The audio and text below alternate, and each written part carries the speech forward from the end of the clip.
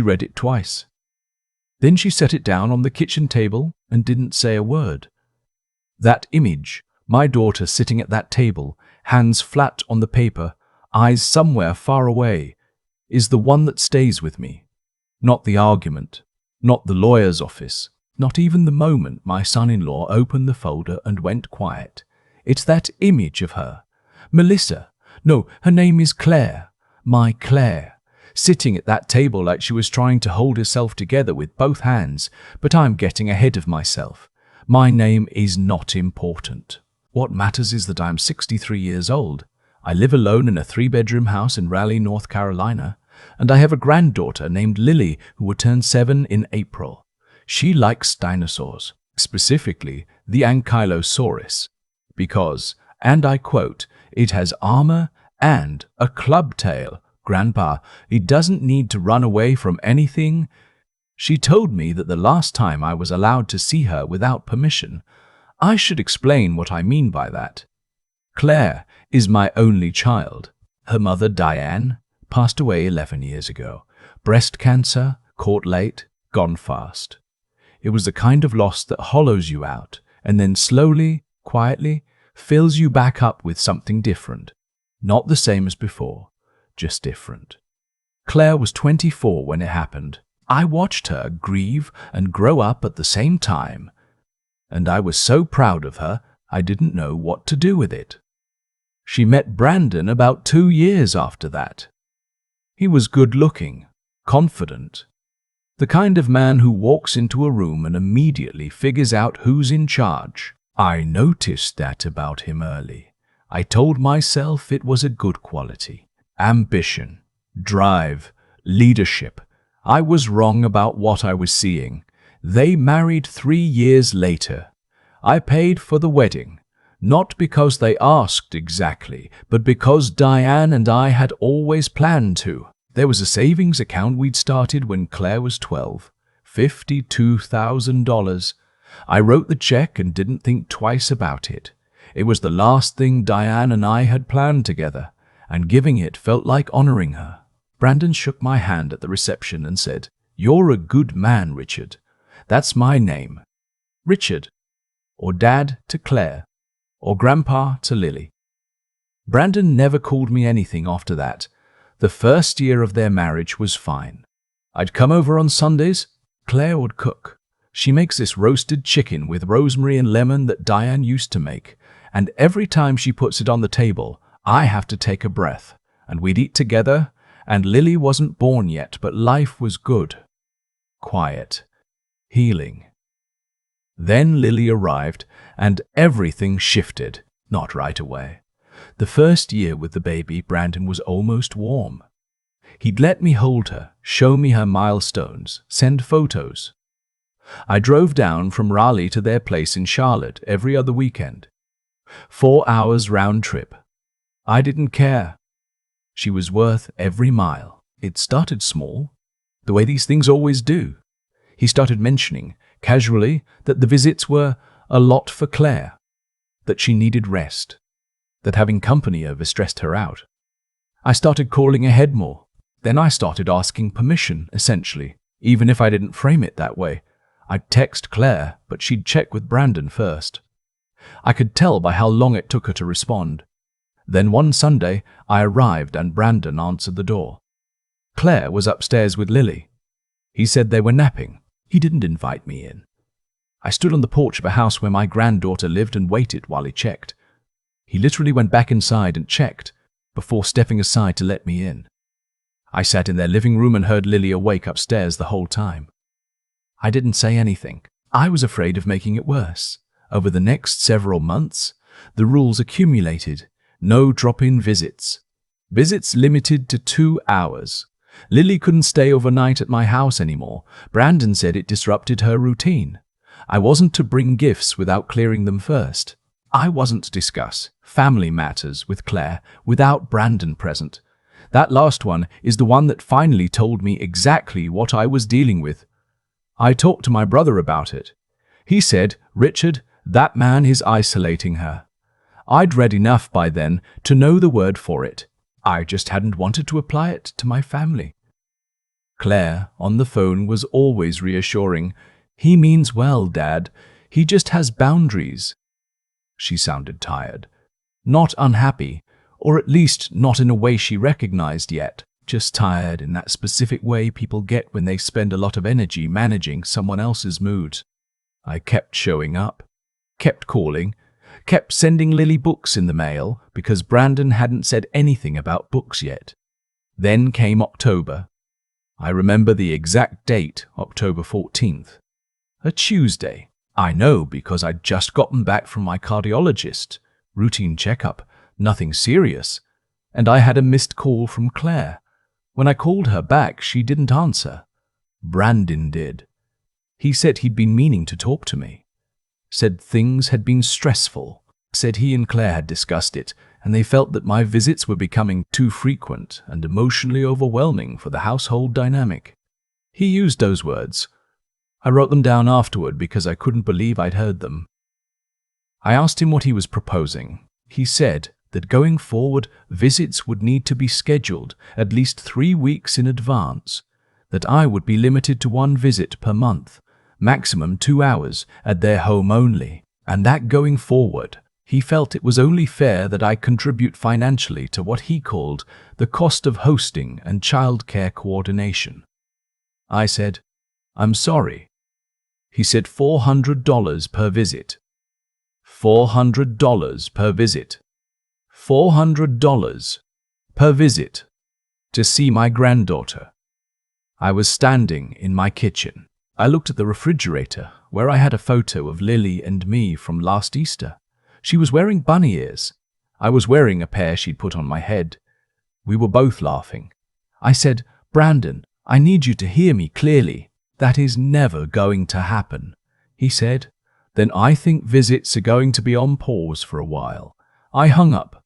I sat down at the kitchen table and I didn't move for a long time. There's a particular kind of grief that doesn't have a name. It's not loss exactly, because the people you love are still alive. It's more like watching a door close slowly in a house you used to live in. You can see the light through the gap. You can hear voices. And then it closes all the way and you're standing outside. That's what it felt like. I called my brother, Owen. He let me talk for a long time without interrupting. Then he said, "What are you going to do?" I said I didn't know yet. But something had settled in me. Something quiet and cold and very, very clear. I'd spent 3 years being accommodating. I'd followed every rule, softened every conversation, told myself it would improve. It hadn't improved. It had gotten worse the way these things always get worse when you keep yielding ground.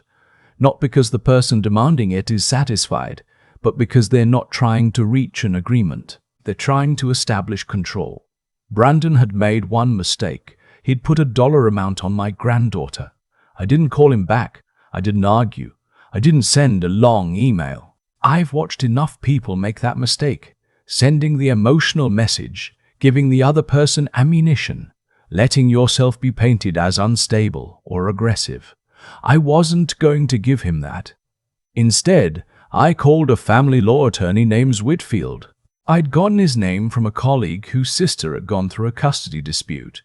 He was in Raleigh, efficient, and he had a way of listening that made me feel like my problem was solvable. I told him everything. He took notes. When I finished, he said, "North Carolina has grandparent visitation statutes. The standard isn't easy to meet, but what you're describing, documented restriction, a prior established relationship, a text message essentially demanding payment for access, that's a foundation." I said, "He sent it by text." Mr. Whitfield said, "Did he?" He had. After our phone call, Brandon had texted me a summary of the arrangement he'd proposed. I don't know why. Maybe to feel official. Maybe because he thought I'd eventually agree and he wanted it in writing. Whatever his reason, he documented his own behavior. I forwarded it to Mr. Whitfield. Then I started gathering everything else I had. Photos with timestamps. Text messages with Claire from over the years, showing the pattern. The increasing delays, the excuses, the logistics that were always managed through Brandon. A calendar I'd kept of every visit in the last 2 years, the date, the length, who was present. I am an organized man. Diane always teased me about it. You keep receipts for receipts, Richard. She wasn't wrong. I also pulled out a document I hadn't looked at in 3 years. When Claire and Brandon bought their house 4 years ago, 18 months before Lily was born, they'd come to me. They had the income but not the down payment. They needed $58,000 to get to 20% and avoid the private mortgage insurance. I gave it to them as a loan, not a gift. A loan with a promissory note drafted by a notary, signed by both of them, with a repayment schedule. In 3 years, they had paid back $4,200. The remaining balance was $53,800. Brandon had apparently forgotten about that document, or decided it didn't matter anymore, or assumed I was too sentimental or too afraid of conflict to ever use it. He was right about the sentimentality. He was wrong about the rest. I didn't file the visitation petition immediately. Mr. Whitfield advised patience. He said, let's send them something first. Give them an opportunity to respond before we escalate. Courts prefer that. We drafted a letter. Formal, civil, 2 pages. It outlined my existing relationship with Lily, cited the North Carolina grandparent visitation statute, noted the restricted access over the prior months, and referenced the text message as evidence of an attempt to impose conditions on that access. It requested that the parties agree to a regular visitation schedule, twice monthly, 4 hours per visit, alternating between their home and mine. It also, in the final paragraph, noted that the promissory note for $53,800 remained outstanding, and that while I had no desire to pursue that matter, it would be appropriate for all outstanding obligations between the parties to be considered in any forthcoming discussions. That letter went out on a Wednesday. Brandon called me on Friday. He didn't sound like himself. He sounded like a man who had just been handed something he didn't know existed and was trying to recalculate very quickly. He said, "Richard, I think there may have been some miscommunication." I said, "I don't think there was." He said that he and Claire wanted to work things out, that he'd never meant to imply I couldn't see Lily, that the financial arrangement he'd mentioned was just a thought, not a serious proposal, that he hoped we could sit down and talk like adults. I said, "I'd be glad to sit down. My attorney will be with me." There was a long pause. He said, "Is that really necessary?" I said, "Brandon, you texted me a rate sheet for seeing my granddaughter. I think it's appropriate to have representation." We met 3 weeks later at Mr. Whitfield's office. Brandon brought his own attorney, a younger man named Peterson, who kept glancing at Brandon like he was waiting for direction. Claire was there too. She sat beside Brandon, but angled slightly away from him, the way you do when you're trying to be in 2 places at once. I looked at her across the conference table. She looked back at me. I wanted to say so many things. I didn't say any of them. Mr. Whitfield walked through the grandparent visitation petition. Brandon's attorney said they weren't opposed to reasonable visitation. They just wanted appropriate boundaries.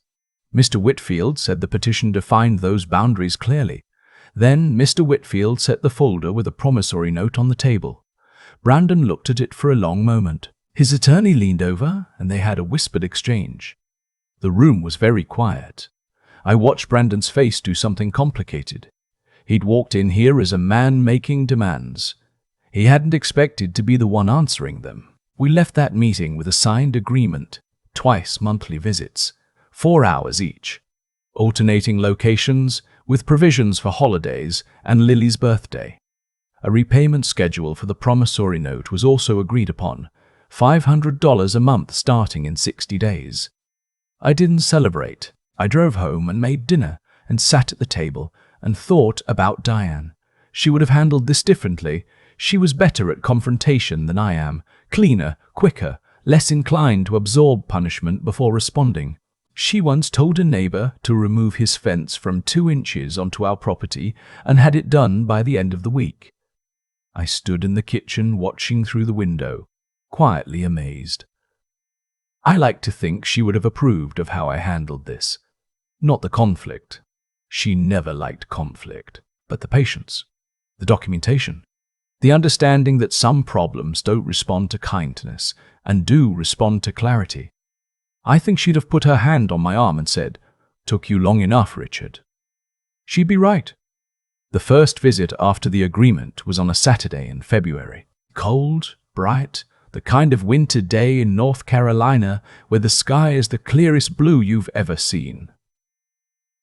Claire brought Lily to my house at 10 in the morning. Lily ran up the front walk and said, "Grandpa, I learned about stegosauruses and the plates on their back might have changed color." I crouched down and she crashed into me and I held on a little longer than usual. Claire stood at the edge of the walk, hands in her coat pockets. She looked at me over Lily's head. She didn't say anything.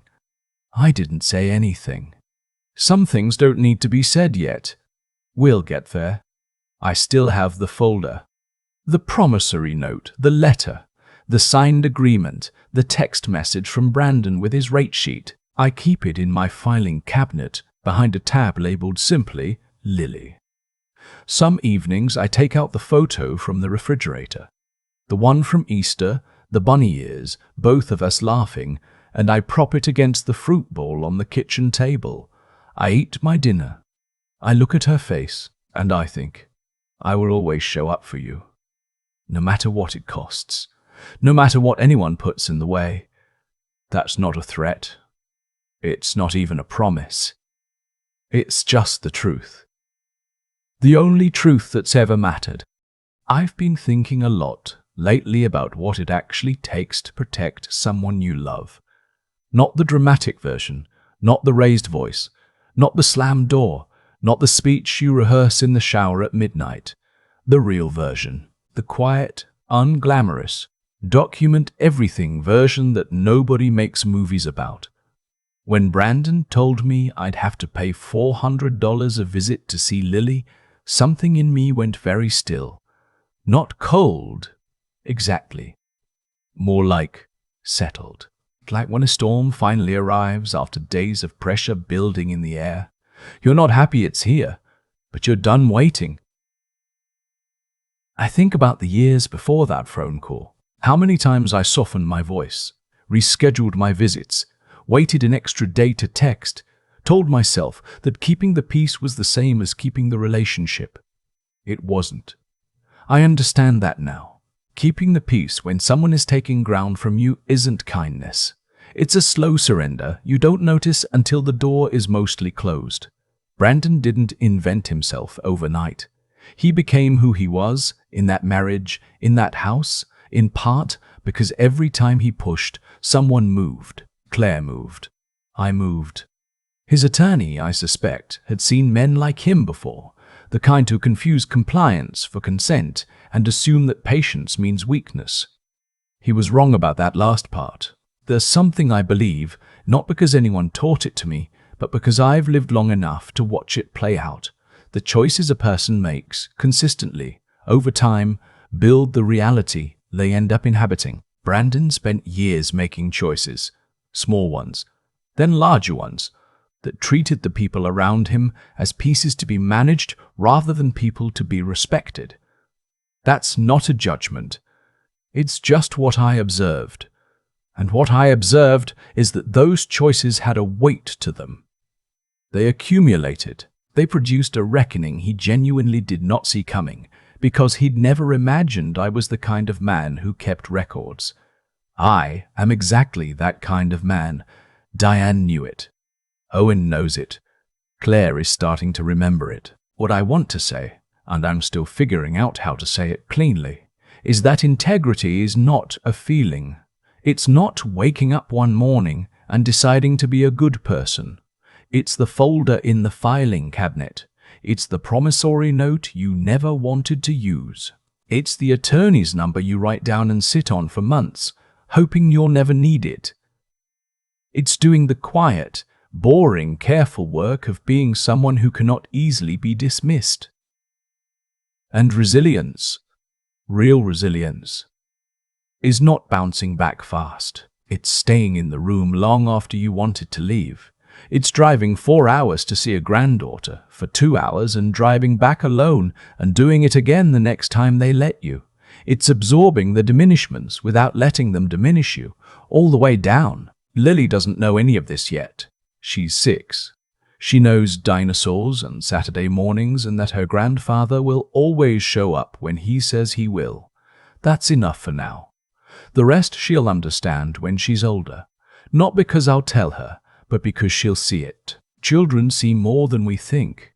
They absorb the texture of how people treat each other. They learn what love looks like by watching it in practice, not in speeches. I hope what she sees when she looks back is a man who stayed, who kept showing up, who didn't let anyone put a price on her and walk away unchallenged. That's the only lesson I know how to give her that actually matters.